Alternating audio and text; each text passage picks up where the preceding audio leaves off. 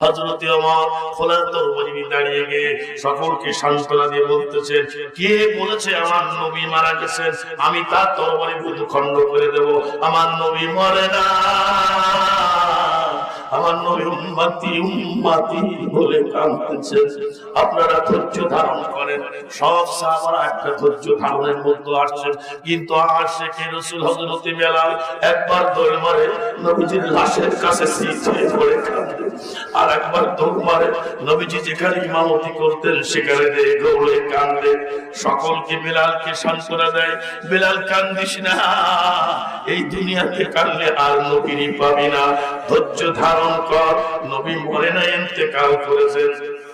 বেলাল ডাকতে বলে, ভাই আবু বকর, ওমর, ওসমান, আপনারা মদিনায় থাকেন, আমি আর মদিনায় থাকতে পারবো না।